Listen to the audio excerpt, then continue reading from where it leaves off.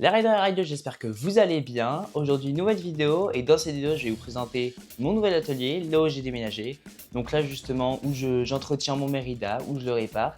Et justement, après vous la représenter, on va faire un peu de mécanique car j'ai vu qu'il y a un problème sur la transmission. La couronne, je sais pas si on appelle ça comme ça, mais pour moi, c'est comme ça qu'on appelle. Il y a une vis qui est à moitié foirée, donc je sais pas, j'ai démonté qu'une fois et au début, elle était pas foirée, donc on va essayer de bidouiller un truc pour que ça tienne. Et puis voilà, allez on se retrouve dans le garage, à tout de suite.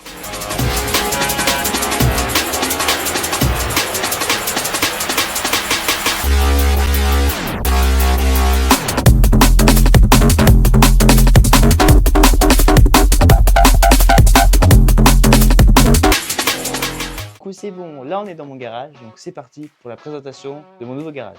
Donc tout d'abord à la droite, j'ai le beau Mérida, la beauté éternelle, magnifique, incroyable, incroyable. Ensuite ici du coup j'ai mis tous les outils à peu près pratiques, j'utilise tout le temps, et les protections comme mon casque du coup en LED Gravity MTB. Ici mon masque et mes gants. J'ai le Graal de l'outil, une super clé dynamo, je vais vous la montrer. Elle est magnifique. Top. Vous voyez, tout beau, tout propre. Alors j'en ai pris une car franchement je me dis que sur ces vélos là, vu le prix où ils sont, si je ferais une vis, un peu la flemme. Donc d'ailleurs c'est un peu j'ai l'impression ce qui arrive au pédalier, ça m'enquiquine un peu. Mais du coup j'ai pris ça, comme ça maintenant je serre au bon couple, ça bouge plus, ça s'abîme plus, c'est nickel. Ensuite on continue un petit mètre, pub pour Renault Kangoo. Petite lumière, petit couteau d'électricien, bien sûr la pompe pour gonfler les magnifiques suspensions SR Suntour et RockShox, je ne sais pas. Petit maillet et marteau tout court, meilleur outil quand on est con, ça c'est génial, avec ça tu peux tout faire. Et voici une clé pour démonter les disques en Centerlock. Donc comme vous voyez, en gros c'est pas des CI, c'est Centerlock.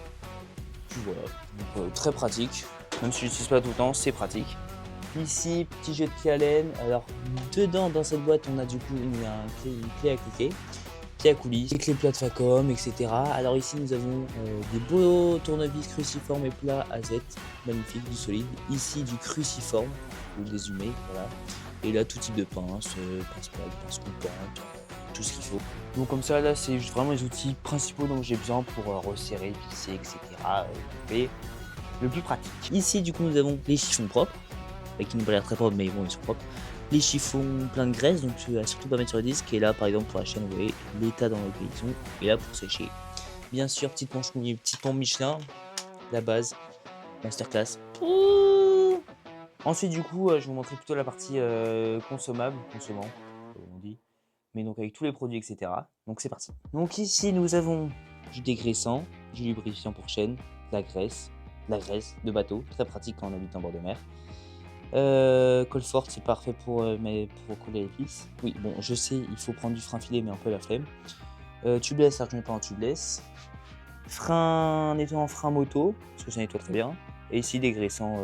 Ici, très bon nettoyant, W40, je suis pas payé, mais franchement, ça marche du tonnerre. Et lui, je suis en fan parce que c'est extrêmement puissant. En fait, il faut vraiment le diluer à l'eau. Donc, il faut juste faire attention. Il faut juste faire gaffe, du coup, à celui-là, mais il marche plutôt bien. J'avais testé au Brésil, et bah, ça nettoie fort. Hein. Et après, c'est un peu un filmographe, je pense, parce que j'aime pas mélanger avec assez d'eau, mais bon. Au moins, il a été nettoyé. Je parle bien du pouille d'or, donc pour ceux qui sont là depuis le début, vous savez de quel vélo je parle. Mais bien sûr, il devrait bientôt arriver, enfin bientôt, 1, 2, 3 mois, 4 mois, je sais pas. En tout cas, je ferai une vidéo quand il arrivera, et on va peut-être faire des bêtises ou alors le rénover, je sais pas encore, mais ça on verra après. Ici, du coup, nous avons des petites cales auto récupérées sur un vélo. Un super amortisseur, je vais vous montrer un super amortisseur SR Suntour, donc je le protège pas. Il sert toujours au cas où s'il y a une casse.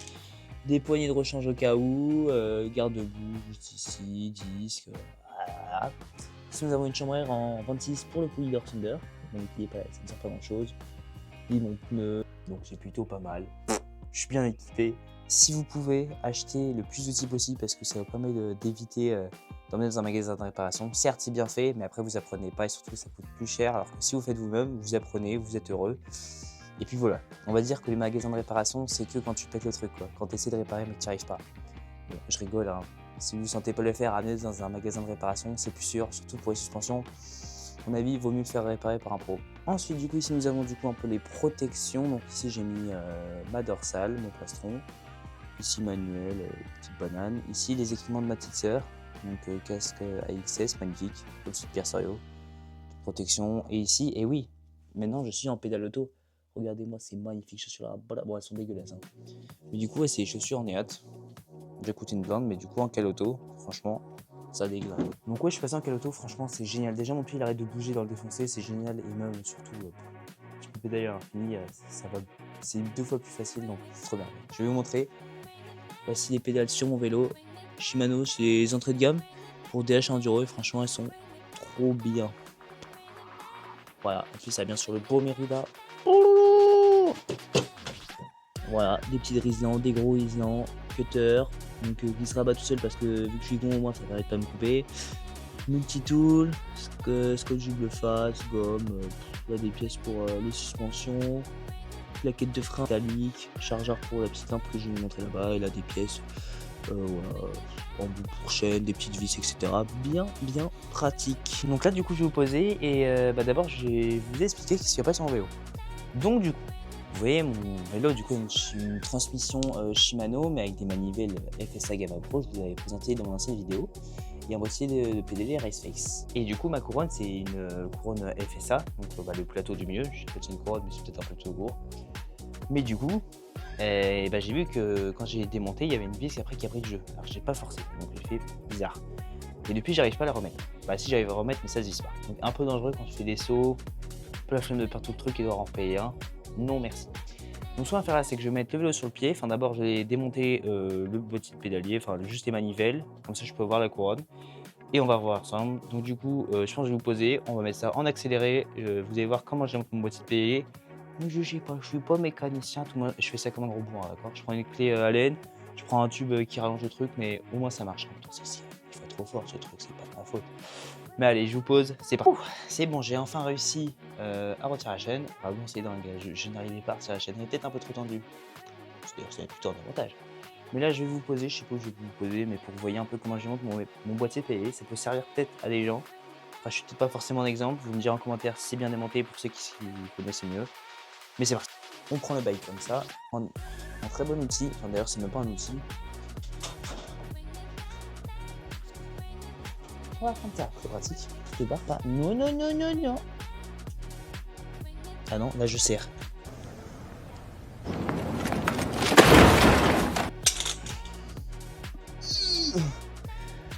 Je vous dis, je suis pas mécanicien. Je disais. Je pose pas directement le vélo du coup sur le trépied de stand parce que du coup, vous avez vu la force que je dois mettre. Si je mets ça, je pourrais pas faire, donc du coup, ça marcherait pas. Donc maintenant, on va... Super bon short. Maintenant, on va démonter celui-là et après, on va pouvoir mettre ça sur le pied de stand. Et là, on va pouvoir démonter pour vérifier qu'est-ce qu'il n'y a pas dessus.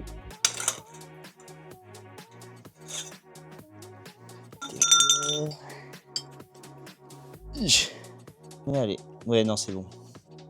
Il sort bien. Mais après, vu que les trucs de serrage sont renversés tout le temps, c'est un peu galère. Mais bon, si ça sort, au moins, je suis déjà très content. C'est une très bonne nouvelle. Toc. Donc du coup, bon, on va pas démonter l'autre manivelle. On va juste démonter ça. Du coup, on va mettre sur le trépied, mais pas besoin. On va juste mettre ça car c'est ici qu'il y a un emblème. Et c'est parti. Donc, juste là, dans ma main, vous voyez, j'ai la vis. Et du coup, il y a du jeu. Et du coup, ça me plaît pas. Non, non, non. Pratique. Ça, du coup, on peut dégager. Donc, ici, vous voyez, le souci, c'est que là, ça visse. Quand je visse, ça visse pas très bien. Déjà, le fait que je puisse visser comme ça et enfoncer la main, c'est pas bonne nouvelle. Hein. C'est not good. Yes. Vous voyez, j'ai un très bon anglais. Ouais, voilà. Vous voyez, je peux visser. Du coup, c'est tourné dans le vide. Donc, c'est pas top. C'est qu'un souci.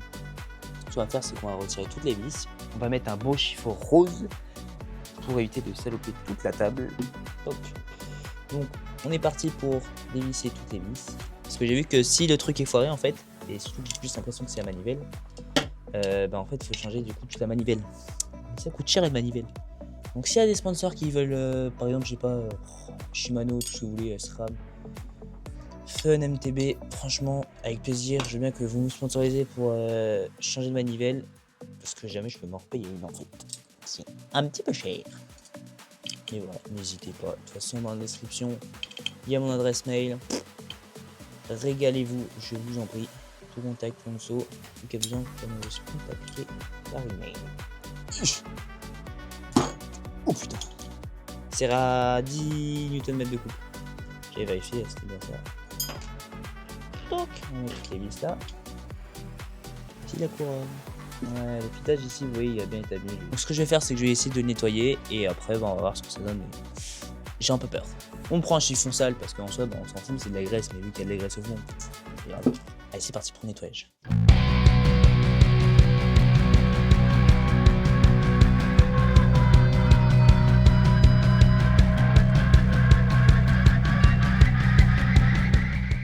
On va, je pense, retirer toute la graisse des vis et essayer de voir justement si en les nettoyant et visser une par une, si on arrive à trouver le bon filetage. Parce qu'il y a peut-être des vis en fait spéciales par trou de pas de vis.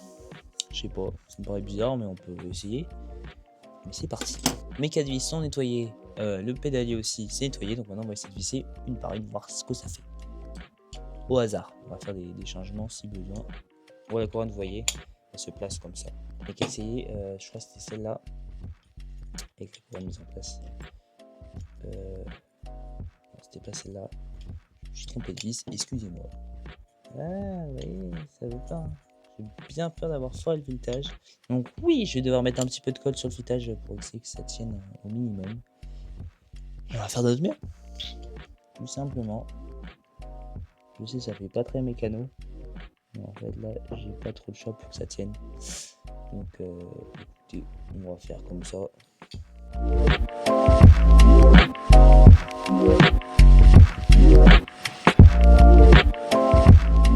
C'est bon.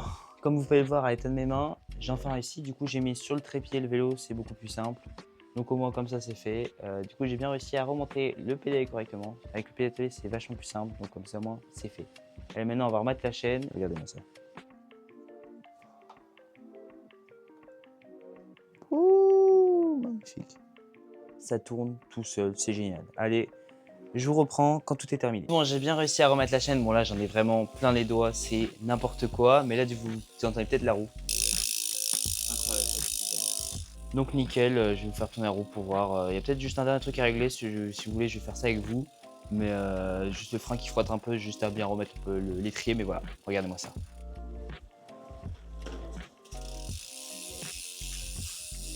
Ouh, nickel. Là aussi.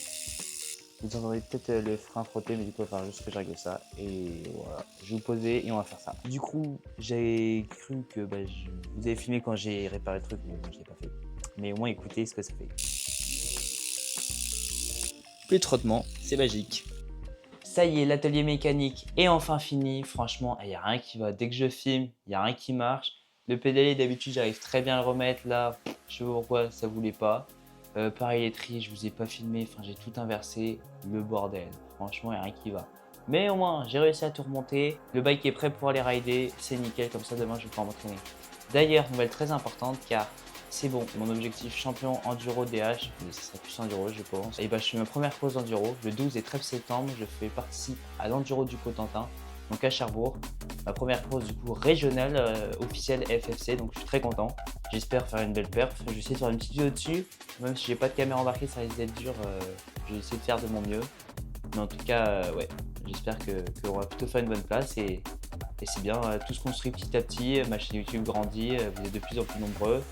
Et là, je vais bientôt faire ma première pause d'enduro, donc je suis très content. Pour rien rater, n'hésitez pas à vous abonner, liker, ça fait super plaisir. Commentez justement si vous avez des conseils en mécanique, même en enduro, en DH.